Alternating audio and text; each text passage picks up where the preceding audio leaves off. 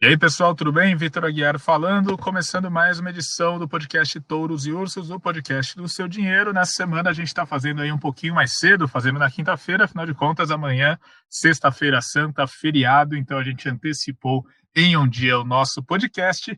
E bom, eu estou aqui na companhia do Vinícius Pinheiro, não na companhia presencial, mas eu aqui dos estúdios avançados de Perdizes. Vini, de onde é que você está falando? Fala, Vitor, tudo bem? Estou pertinho de você aqui, na Pompeia, nos estúdios Ah, da Pompeia, direto aqui do home office, ou para usar o português castiço aqui, direto do teletrabalho. teletrabalho, exatamente. Adoro teletrabalho. Bom, a gente tem bastante coisa para falar, a semana mais curta, mas a gente teve uma semana agitada, né? Parece que todo mundo resolveu aí se movimentar nesses 4 dias. E aí a gente teve dias bem agitados aqui no mercado e dias bem positivos no mercado, né? Tanto na bolsa quanto no dólar, a gente teve uma forte onda de alívio e a gente está caminhando aí para 4 sessões consecutivas de alta na bolsa e de queda no mercado de câmbio. A gente vai falar um pouco sobre a dinâmica que movimentou os mercados brasileiros nesses últimos dias. A gente também vai falar sobre uma questão que tem surgido aí, muitas discussões entre a comunidade financeira, discussões entre os investidores, que é como é a melhor maneira de se proteger nesse ambiente de crise, né? Se é melhor você correr aí para um mecanismo de proteção ou se é mais prudente você manter esse dinheiro em caixa, porque o caixa é rei.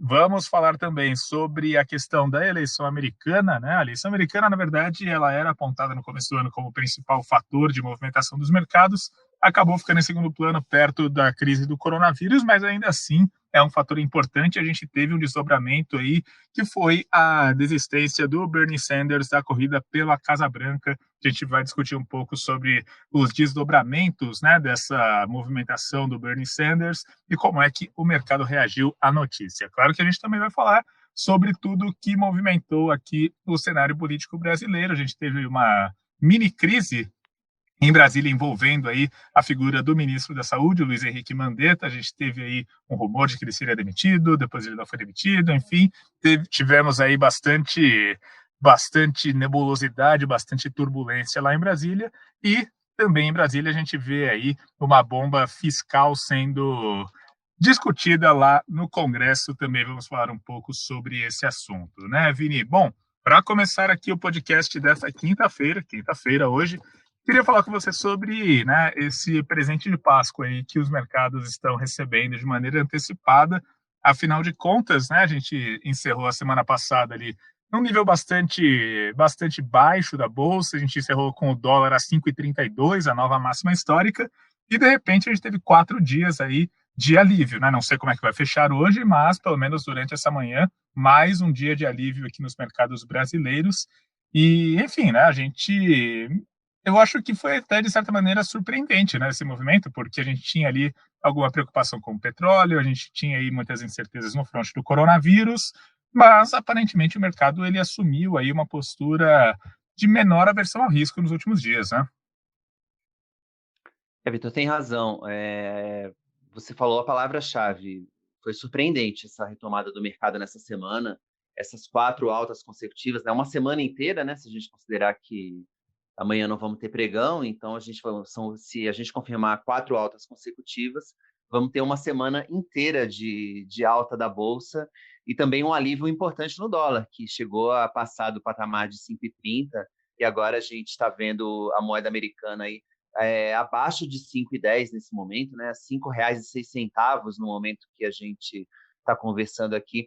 Me surpreende bastante, Vitor, porque a crise do coronavírus está longe de ser solucionada e a gente está passando por todo esse perrengue justamente porque diante da incerteza com relação ao desfecho e de como que as economias vão reagir à pandemia. No momento, a gente continua parado, a gente tem boa parte do mundo parada, então realmente é um pouco surpreendente essa reação dos mercados, mas a gente tem que lembrar que os investidores do mercado financeiro sempre procuram se antecipar aos movimentos. Então, basta lembrar que o primeiro dia de queda forte do Ibovespa foi ainda na quarta-feira de cinzas, quando a gente descobriu o primeiro caso confirmado até então de coronavírus aqui no Brasil. Logo depois, pouco depois a gente descobriu, né, recentemente, na verdade, a gente descobriu que, na verdade, a gente já tinha um caso desde janeiro lá em Minas Gerais, mas até então o mercado não trabalhava com essa informação. Então, os investidores sempre procuram se antecipar aos movimentos. Acho que essa é talvez uma das poucas certezas que eu tenho com relação a essa crise, é que a bolsa e os ativos financeiros eles vão reagir primeiro aos primeiros sinais aí de luz no fim do túnel. Mas eu não vejo que a gente esteja no fim desse túnel, não, Vitor. Talvez tivesse eu gosto dessa metáfora do túnel, porque acho que ela explica bem o que a gente está passando nesse momento. Eu acho que a gente estava num túnel completamente no escuro, e a gente teve talvez aí algumas luzes acesas, mas umas luzes acesas bem à frente, eu diria. Não tem, uma delas foi a questão do petróleo. Desde a semana passada, com o tweet do presidente Donald Trump, falando que os sauditas e os russos estariam perto de um acordo para o corte da produção de petróleo, os investidores tiveram aí um certo alívio. E lembrando que o que já estava ali no mês de março, né, no tenebroso mês de março, que já estava ruim com a questão do coronavírus, virou desespero. Acho que os mercados realmente ali, para usar uma palavra que os meus filhos adoram usar aqui, né? Os mercados bugaram depois que que a Rússia e depois que a Arábia Saudita, na verdade, né, decidiu aumentar a produção de petróleo, né? Talvez os investidores trabalhavam até com a possibilidade naquele momento de não haver um corte, mas não com um aumento na produção, né? Então foi uma reação totalmente inesperada e que realmente, para usar agora uma expressão do mercado, panicou, né? O mercado panicou naquele momento e a gente agora vê aí alguns sinais de que pode haver algum acordo e isso traz alguma perspectiva de pelo menos de uma normalidade nos mercados, Vitor. Não sei se você ouviu alguma coisa diferente ou se as pessoas com quem você conversou aí ao longo da semana viram algum motivo para alguma volta da euforia. Não, então, né, uma coisa que todo mundo, né, tem citado é a questão ali, digamos, da tendência de estabilização da curva de novos casos e de mortes por causa do coronavírus na Itália e nos Estados Unidos. E, de fato, quando você olha ali, né, para a série histórica de números, dá para ver que realmente, né, por exemplo, eu acho que a coisa de 2 ou 3 semanas, a gente tinha aquelas manchetes, poxa, na Itália morreram tantas pessoas, é um novo recorde. Aí no dia seguinte, morreram tantas pessoas, quebrou o recorde ontem, né? Tava vindo nessa escalada, agora parece que sim, a gente chegou num nível mais estável. Isso é uma boa notícia? Isso é uma boa notícia, afinal de contas, né, mostra ali que talvez a situação ela esteja caminhando para uma situação menos crítica.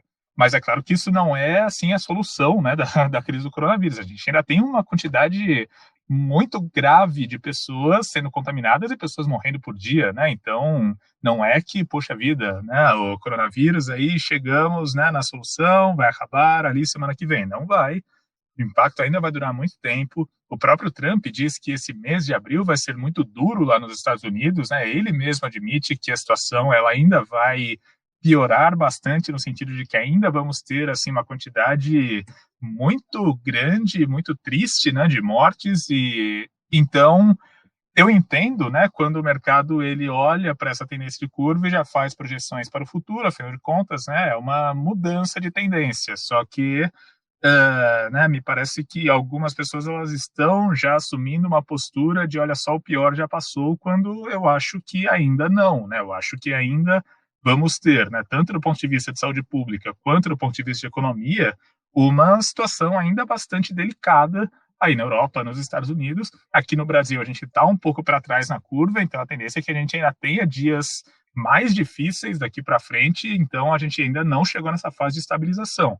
Enfim, né, lá do lado exterior, né, tem isso, tem também um lado, Vini, da questão de novos pacotes de estímulo econômico, né? A gente viu que o Japão lançou novas medidas, os Estados Unidos, o próprio Trump disse que está preparando aí um pacote de 250 bilhões e aí para injetar ali em pequenas empresas, para reativar o comércio, enfim, né, naquele esforço de não não deixar que a economia ela entre em colapso por causa desse período de quarentena, mas esse pacote ele ainda não foi formalmente anunciado, existe só uma expectativa. De qualquer maneira, me parece que a gente está naquela fase que o mercado ele quer subir, então ele está procurando motivos que justifiquem que ele de fato suba, mas assim, me parece que muitas vezes os fatores eles não são propriamente fortes, né? Pelo menos não nesse fronte do coronavírus. Ok, aqui dentro a gente teve algumas coisas, teve aí alguns dados econômicos mais ou menos, a gente teve também aí a liberação de saque de FGTS, etc. Mas sabe, eu tenho a nítida impressão que o mercado, quando o mercado quer subir, ele sobe e ele acha algo que justifique essa subida, mesmo que não seja uma justificativa tão firme assim. Não sei o que você acha. Não, não, a gente até brinca, né, Vitor, quando a gente conversa na redação, né, saudosos É, os tempos de redação, né, que eu dou uma cutucada em vocês, pergunto o que está acontecendo e não tá, porque a bolsa está subindo e às vezes não está realmente acontecendo nada. Para mim, Vitor, o momento ainda inspira muita cautela. Se a economia realmente passar por esse período de quarentena e depois disso a vida voltar ao normal, ou a produção retomar um determinado nível anterior à crise, eu até acredito que a gente pode ter motivo para uma recuperação nos mercados, mas eu não vislumbro essa possibilidade nesse momento com tanta firmeza, porque a gente não tem ainda nenhuma notícia de uma cura, né, de um tratamento efetivo comprovado para o coronavírus e muito menos uma vacina, embora esteja se gastando muito dinheiro, né, e a contabilidade aí a última vez que eu vi, eram mais de 40 vacinas sendo desenvolvidas para o coronavírus, mas o fato é que a gente não tem nada ainda nesse sentido. Então, eu imagino que os mercados podem ter aí uma segunda onda de queda, se for necessário uma segunda leva de quarentena, se os casos, se tiver um novo recrudescimento dos casos. Mas, assim, a gente, por outro lado, tem algumas notícias positivas, acho que da China, lá de Wuhan, né, a volta das atividades lá no primeiro epicentro do coronavírus, também é uma notícia que animou os investidores, pelo que eu vi aqui nos últimos dias. Mas eu acho que ainda inspira muita cautela. Tudo aquilo que a gente vem falando nos outros podcasts continua válido. Mantenha uma carteira diversificada. Bolsa, não pense na bolsa para maio de 2020, nem dezembro de 2020. Pense na bolsa para 2023, 2025, que realmente você tem ali as melhores empresas do Brasil listadas. Você pode ser sócio das maiores empresas do Brasil e elas, enfim, vão continuar aí com ou sem coronavírus. Então, a crise pode ser realmente uma oportunidade de se tornar sócio dessas empresas a preços muito convidativos. Mas eu não vislumbro no curto prazo uma solução para essa questão do coronavírus. Enfim, embora toda alta de curto prazo anime, né? Melhor do que está Ah, caindo, não, né, com Vitor? certeza, né? Eu acho que para quem aproveitou aí os níveis de preço, por exemplo, que a gente estava na sexta-feira, né, para comprar alguma coisa, acaba, é claro que comemorando, né? A gente tem aí uma alta de mais de 13, 14% do Ibovespa só nessa semana. E, por exemplo, alguns papéis, né? Ontem a gente até estava falando da Cielo, né? Poxa, a Cielo está subindo tão forte, né? Na quarta-feira acabou fechando em alta de mais de 20%. O que está acontecendo?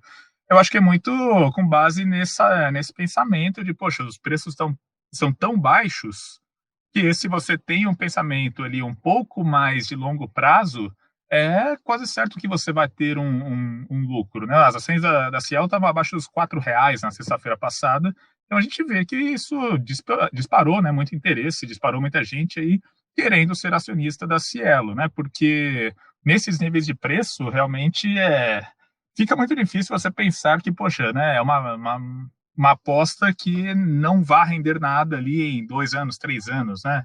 Isso acaba, sim, trazendo muita gente para perto, trazendo muita gente para compra, né, desses papéis. Mas enfim, falando, né? Oi, pode dizer, Vini. Não, não, último comentário para o ouvinte do podcast é que a pior estratégia, quando a gente fala de bolsa, é tentar acertar o melhor momento para entrar. Ah, agora que chegou no 60 mil é o momento, a gente nunca sabe. Então, acho que é uma estratégia errada você tentar comprar só porque caiu muito, ou achar que não vai cair mais, sempre pode cair mais. Então, o pensamento tem que ser no longo prazo e não em agora tá 4, pode chegar a 5, ou tá 5, pode chegar a 10, enfim, o Vitor, tentar pegar a faca caindo. Eu não gosto dessa Não, estratégia. e falando em estratégia, né, tem outro assunto também que eu acho que tem movimentado bastante aqui a comunidade financeira, né? Você olha no Fintuit, você olha ali o pessoal, né, comentando muito sobre isso, que é a questão, né, de busca de proteção, né? Porque aqui no podcast, no Seu Dinheiro, a gente sempre fala, né, que você precisa sim ter algum mecanismo de proteção na sua carteira para estar aí de alguma maneira, né, com uma mínima margem de segurança em eventos de queda, né? Então, por exemplo, é sempre conveniente você ter ali algum dólar, você ter uma carteira diversificada, enfim, né? Para você não estar assim 100% exposto ao risco, digamos dessa maneira. Mas agora que, né, todo o evento de colapso das bolsas, dos mercados em março já aconteceu, né? Quem não tinha proteção, como é que deve proceder agora, né? Ainda é tempo de comprar hedge, ainda é tempo de investir nesses ativos que tenham viés mais defensivo, ou não, a melhor estratégia é, se você tem dinheiro na mão, fique com esse dinheiro na mão, né? Enfim, a gente, né, ouve muita gente falando sobre isso e a gente soltou uma matéria bem interessante com a visão de alguns gestores aí de grandes fortunas, né? E eles fazem uma ponderação que é quase unânime, que é, olha, com o dólar acima de R$ 5, com o ouro já em níveis mais elevados, porque afinal de contas, né, durante a crise o ouro ele acaba ganhando um certo impulso e, né, ao longo desse ano todo ele já tinha subido um pouco. Então, com os ativos de proteção já mais caros, o ideal seria então você, né, manter o dinheiro em caixa como mecanismo de proteção, né? Afinal de contas, se você tem caixa, você consegue atravessar um período mais turbulento, um período em que a liquidez ela vai ser mais exigida. E me parece que esse é um pensamento muito acertado, viu? Eu concordo bastante com essa visão.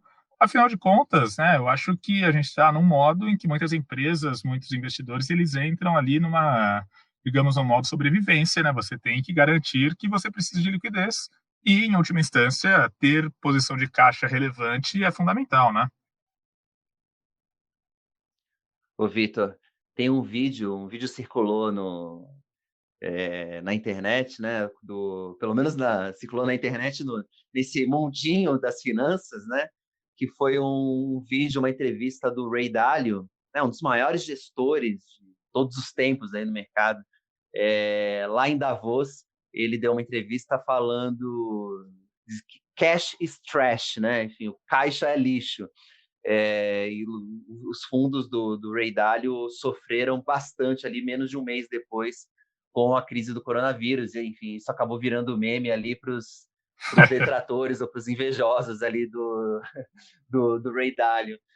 Vitor, eu concordo com você. Acho que o caixa, ter caixa, né? Quando a gente fala ter caixa, não é deixar o dinheiro debaixo do colchão, é você ter uma parcela naquela reserva de emergência. É algo também aqui que a gente.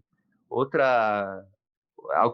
Outro mantra aqui que nós aqui do Seu Dinheiro sempre batemos, né, Vitor? Então, é manter recursos, ter uma reserva rendendo, né? Rendendo algo, rendendo o equivalente a Selic ali, pelo menos, livre de risco, né? Então, hoje você tem aí aqueles fundos, né, com os fundos Selic taxa zero, né, Selic simples, taxa zero, com taxa zero. Tem 5 gestores que oferecem esses fundos, né, o BTG, a Orama, a Rico, a PI e agora recentemente a Vitrio também abriu um fundo desse que tem taxa zero e rende o equivalente ali ao CDI, a Selic. Você também pode deixar o dinheiro também no Tesouro Selic, né, no Tesouro Direto. O único probleminha do Tesouro Selic é que a liquidez é de um dia, né? Você pede o resgate, se você precisar hoje, você vai ter o dinheiro só no dia seguinte. Nos fundos você tem o dinheiro no mesmo dia, o que é uma vantagem. Eu concordo que tem que ter caixa, Vitor. Inclusive, na semana passada, eu gravei um áudio lá no nosso grupo do Telegram, lá para os leitores premium do Seu Dinheiro, falando um pouco da entrevista aqui do gestor Márcio Appel, ali da Adam Capital. Ele até chamou atenção para esse dólar, que já estava batendo nas máximas ali de 5,30, né? Ele até falou que ia faltar real para comprar dólar com dólar naqueles patamares. Então, ele estava apostado na alta do dólar e ele tinha zerado essa posição comprada. Então, até lá naquela ocasião, eu tinha falado para os ouvintes no Telegram para não entrar, não comprar dólar. Achava que não era realmente, o dólar estava caro, não era o momento de comprar dólar, com o dólar a 5,30. Mas, por outro lado, Vitor, para quem já tem dólar, e é algo que a gente também sempre fala, eu acredito Ah, sim, que tem sim, que sim. manter. Eu acho fundamental ter uma parcela da carteira em dólar. A gente nunca sabe o que vai acontecer. Nesse momento, as coisas estão se encaminhando, né? Enfim, para o nível de estresse nos mercados, pelo menos, se reduziu. Mas é sempre bom ter uma parcela da carteira em dólar. Então, eu não reduziria, nem zeraria essa exposição em dólar. E sim, acho que é legal ter uma parcela de dinheiro em caixa, porque pode surgir uma oportunidade na crise. E a gente também vai estar vivendo uma crise econômica, né, Vitor? Então, a gente nunca sabe quando a gente também pode precisar desse dinheiro para uma reserva também Não, particular, é né? sobre, né, essa questão aí do hedge, né? Se você já tem posição em dólar, se você já tem alguma coisa de ouro e puder manter, né, essas posições, a não ser que você tenha aí uma necessidade muito urgente de liquidez, mantenha, porque são mecanismos excelentes para proteção. Se você não tem nada, eu acho que é melhor pensar duas vezes antes de sair comprando dólar, comprando ouro neste momento. Né? Por que que eu falei, se você não tiver, a não ser que você tenha uma necessidade urgente de liquidez? Porque isso foi uma coisa muito curiosa que aconteceu com o ouro durante março, né? A gente via que, num primeiro momento, o ouro disparou, só que em seguida ele caiu. E ele caiu por quê? Porque teve esse movimento, sim, de muitas pessoas precisando zerar as posições em ouro para fazer caixa, para arcar com as necessidades financeiras por causa das perdas muito fortes na bolsa, né? Isso foi uma coisa que no primeiro momento é assim contra-intuitiva, mas que depois a gente viu que de fato num momento crítico o ouro, né, que é o mecanismo de proteção, acabou sendo sacrificado para fazer caixa. Mas enfim, né, a não ser que você esteja de fato nessa situação crítica, eu acho que manter ouro, manter dólar, manter esses mecanismos é uma boa opção, é fundamental.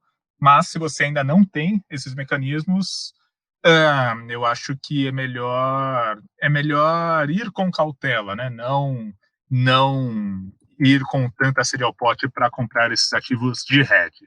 Bom, mudando um pouco o foco do nosso podcast, saindo um pouco das questões de mercado e indo um pouco para as questões políticas, que, é claro, afetam o mercado, e aí a gente teve um desdobramento importante na questão do cenário político americano, né, Vini? Ontem, foi ali por volta de 11h30 da manhã, a gente estava ali, né, falando no chat do Seu Dinheiro, né, combinando ali a cobertura, e aí chegou ali a primeira notícia de que o Bernie Sanders tinha desistido da campanha eleitoral, né, e aí muita gente pergunta, né, poxa, mas é a prévia do Partido Democrata e é uma eleição em outro país, assim, sabe, qual que é a importância disso? Isso é um assunto relevante? E a resposta é sim, isso é um assunto muito relevante para quem acompanha mercados, porque, enfim, eu acho que aí a questão é só a gente dar um exemplo, né, usando aqui a realidade local. Do mesmo jeito que a corrida eleitoral no Brasil mexe com os mercados brasileiros, a corrida eleitoral americana mexe com os mercados americanos, só que os mercados americanos, eles ditam o rumo dos mercados globais, né? Então, na verdade, vira uma bola de neve. Então, a gente viu, né? O Bernie Sanders desistiu e ele tem, né, um perfil um pouco mais radical, um pouco mais avesso aos mercados. Com a desistência dele, fica só o Joe Biden, e o Joe Biden ele tem um perfil mais centralizador, né, um perfil não tão radical, então, né, o mercado é claro que reagiu positivamente, né, Vini? No fim do ano passado, a gente conversava, né, que a eleição americana ela seria, né, o principal fator de influência para os mercados, mas é claro que a crise do coronavírus veio e atropelou ali a disputa pela Casa Branca, mas é claro que ainda é um fator, sim, importante, né? Ô, Vitor, saudades, né, do tempo em que a eleição americana era o principal fator de risco no horizonte. Os investidores tinham algum receio realmente de quem seria o candidato democrata, porque dependendo de quem fosse, caso ele fosse o vitorioso contra o Donald Trump, poderia representar uma ruptura ali no sistema. O Bernie Sanders tem uma posição mais socialista, digamos assim, tem bastante empatia, principalmente da população mais jovem nos Estados Unidos. E você tinha também outros candidatos ali, como a Elizabeth Warren, que era o terror dos bancos, no começo da corrida, ali pela disputa democrata. Tivemos um suspiro de esperança quando Michael Bloomberg entrou na disputa, mas o desempenho desastroso dele nos debates acabou sepultando as chances dele na corrida ali pela vaga democrata. Mas no final acabou sobrando o Joe Biden, que é talvez o que o mercado já conhece. Então, realmente você elimina um fator de risco, e a desistência do Bernie Sanders foi um dos fatores fundamentais para a temperatura aí da água, né? Diminuir a fervura nos mercados Não, né? A gente nos sempre últimos fala dias, que os Vitor. mercados não gostam de incerteza, né? Os mercados gostam de ter assim tudo muito claro, né? Saber ali como se posicionar em relação aos eventos futuros. E eu acho que a grande questão, né, da eleição americana é essa, né? O Joe Biden ele tem um perfil muito conhecido.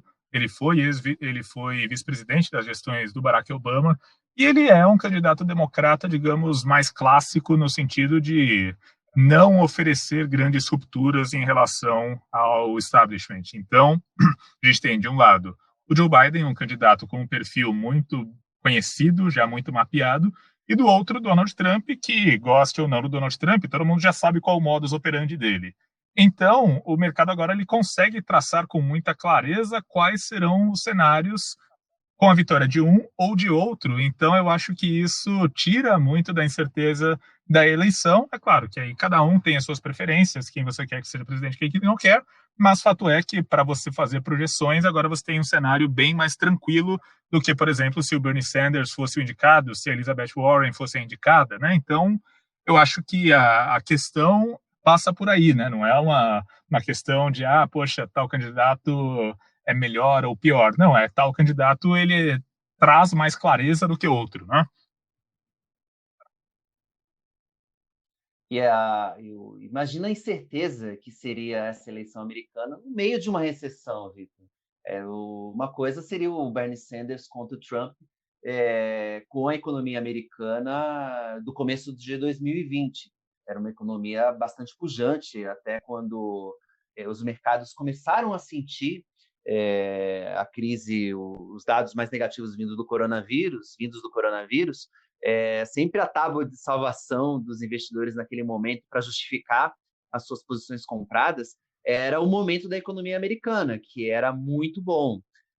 Mas agora as projeções aí para o segundo trimestre, seja qual for o desfecho mesmo que a gente tenha um desfecho rápido para a questão do coronavírus, o que, repetimos, não parece ser o caso, a gente está falando de uma queda de mais de 30% do PIB dos Estados Unidos no segundo trimestre. Qual seria o efeito disso nas urnas ali no final do ano? Seria totalmente imprevisível. Então, a desistência do Bernie Sanders reduziu bastante esse fator de Né? risco E, bom, nos mantendo mercados. aqui a nossa pauta no cenário político, mas deslocando o foco dos Estados Unidos para o Brasil, a gente teve uma semana bem agitada lá em Brasília, né, Vini?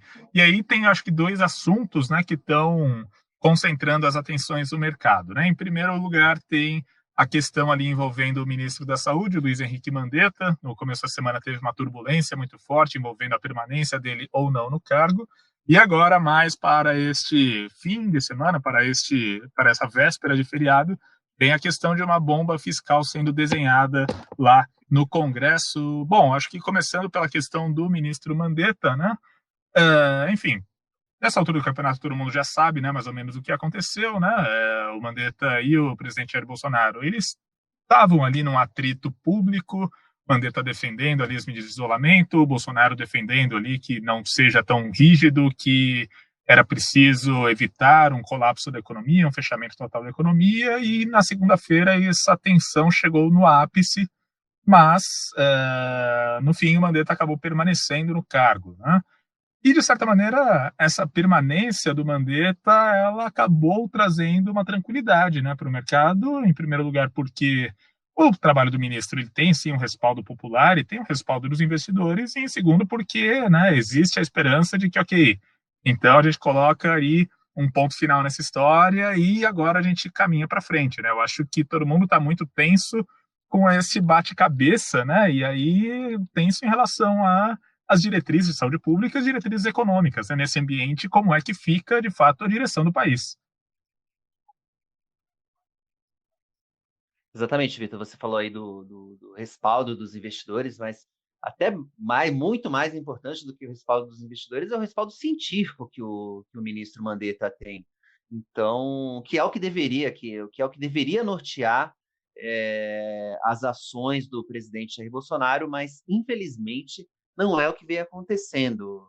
A própria defesa do presidente ali do tratamento com a hidroxicloroquina, que ainda não foi comprovado, me parece também exagerado nesse momento e foi um dos focos de atrito entre o ministro e o presidente.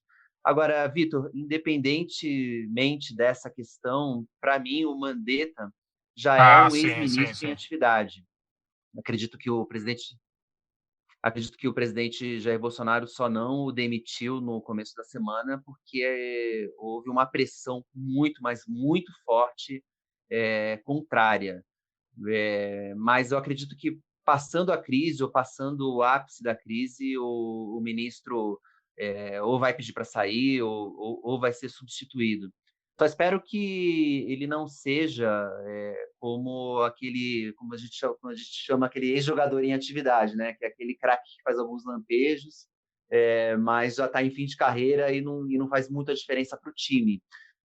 Espero que o ministro, nesse período que ele continue no governo, que eu acho que vai ser limitado, ele consiga ter autonomia para trabalhar e liderar as ações do país no combate à pandemia Bom, do e para encerrar, é coronavírus. claro que a gente não pode deixar de falar da questão fiscal, né? Porque lá no Congresso tem um pacote bem grande ali de auxílio aos prefeitos, aos governadores, só que esse pacote ele traz sim uma pressão do lado fiscal, uma pressão enorme, né? E tem uma preocupação em relação às consequências desse pacote caso ele seja aprovado, né? O presidente da Câmara, Rodrigo Maia, ele aparece aí como o principal defensor da proposta, mas lá em Brasília mesmo isso está gerando muita polêmica e lá em Brasília mesmo tem sim um atrito forte entre o Maia e o Guedes, né, que eram aliados até ano passado, né? É verdade. Para dar um contexto para o ouvinte, havia no Congresso uma votação pendente do chamado Plano Mansueto, uma referência ao secretário do Tesouro, Mansueto Almeida, que era um pacote de ajuda original, né? Pelo menos o seu plano original era dar um fôlego para estados e municípios que estavam em pior situação financeira. Mas, em troca desse alívio no caixa, eles deveriam se comprometer com medidas de austeridade fiscal. Então, parecia ser um ganha-ganha. O governo abria a mão de uma receita de curto prazo, mas teria ali mas teria um ganho de longo prazo com maior compromisso dos estados e municípios com a austeridade fiscal, e, de outro lado, os governadores e prefeitos teriam algum espaço para lidar com as suas receitas. Tem muito estado, mesmo antes da questão do coronavírus, que estava ali estrangulado com suas despesas, porque não fizeram sua lição de casa em governos passados. Mas o que aconteceu foi que esse plano foi desfigurado, e agora, praticamente sem nenhuma contrapartida, a Câmara quer autorizar que os estados aumentem em 10% o estoque das suas dívidas. A gente está falando, daí aí mais 55 bilhões em novos financiamentos, mas o cálculo que é feito, né, que foi feito até pelo economista Marcos Lisboa, é de que esse pacote pode gerar um aumento de despesas de 150 bilhões de reais. Tudo que a gente não precisa nesse momento, Vitor. A gente tem as despesas do governo vão aumentar nesse momento, e é necessário que elas aumentem. Um programa que é super justo e necessário, por exemplo, é o auxílio emergencial, Corona Voucher, de R$ 600, que a Caixa Econômica Federal está começando a liberar nesses dias. Isso é necessário. Mas essa conta vai ter que ser paga em algum momento. Acho que é isso que as pessoas têm que estar conscientes disso. Essa é uma conta que vai ser paga em algum momento. Ela é necessária, mas ela vai ter que ser paga. Tudo que a gente não precisa nesse momento é assinar um cheque em branco para governadores gastarem onde quiserem. Lembrando que na crise de 2008 isso foi feito, e o que muitos governadores fizeram foi dar aumento para o funcionalismo, o que é Não, simplesmente ridículo. realmente. E, enfim, a gente vê que essa questão, né, dessa bomba fiscal, né, ela está, sim, trazendo um protagonismo lá em Brasília, que era uma coisa que estava meio de lado, né? Porque a gente estava vendo muito a coisa de bastidor, muita coisa envolvida diretamente ali da parte do governo, mas agora a gente já vê ali um, um lado mais agitado ali do próprio Congresso, com uma votação que pode implicar aí num aumento assim quase descontrolado ali dos gastos fiscais. Enfim, né, todo mundo está de olho nisso, então, por mais que a semana seja mais curta, certamente a gente vai ter muito desdobramento, a gente vai ter um noticiário bem intenso nos próximos dias, e aí é de se esperar que na semana que vem a gente tenha, assim, um, alguns dias mais agitados, eu diria, né, Vini? Não, é isso aí, Vitor. A gente tem que separar exatamente, tem que ficar bem claro quais os gastos que são necessários nesse momento, que precisam ser feitos para conter os efeitos do coronavírus, ou tentar minimizar os efeitos do coronavírus na economia, priorizando os mais vulneráveis, que atualmente estão sem receita nenhuma e tem conta para pagar, tem que pôr comida na mesa. Esses gastos são absolutamente necessários. A gente tem que separar esses gastos daquilo dessas pautas bomba que os deputados e senadores adoram colocar nesse tipo de momento. A gente não pode embolar esse meio de campo nesse momento. A gente tem que separar bem o joio do trigo, e precisamos ficar muito atento no que está acontecendo em Brasília durante. A gente tem que ficar atento em Brasília a todo momento, né? Não dá para deixar de lado. Mas se a gente conseguir pelo menos evitar que essas pautas bomba sejam aprovadas, já vai ser uma vitória nesse momento. Num segundo momento, precisamos pensar na pauta de reformas. Não podemos deixar essa agenda do pós-crise de lado. Ela vai ser fundamental para toda essa recuperação que a gente precisa Não, com da economia certeza. no Bom, segundo momento. com isso a gente coloca um ponto final no podcast desta quinta-feira, 9 de abril. Amanhã, sexta-feira santa, dia 10, os mercados estarão fechados. Mas a gente vai continuar no Seu Dinheiro acompanhando aí todo o noticiário aqui do Brasil e do exterior. Podem entrar lá no seudinheiro.com, que a gente vai continuar atento a todos os desdobramentos, tanto aqui no Brasil quanto lá fora. E bom, eu aproveito agora para me despedir do Vini. Vini, muito, muito obrigado. E desejar uma feliz Páscoa, né? Não sei como é que vai ser aí o almoço, se vai ter alguma coisa especial nessas condições, mas enfim, Feliz Páscoa para o Vini e para todos os ouvintes. É isso aí, Vitor. Para você também, para todos os ouvintes, ficar em casa, né? Acho que essa é a dica aí que a gente tem que dar nesse momento. Independentemente se a situação econômica ou nos mercados deu uma melhorada, a crise de saúde ela continua aí e a Ah, gente sim, não sim, né? pode Não é baixar a porque guarda nesse é momento. feriado e porque é um feriado que geralmente as pessoas se reúnem que dá para abrir sessão.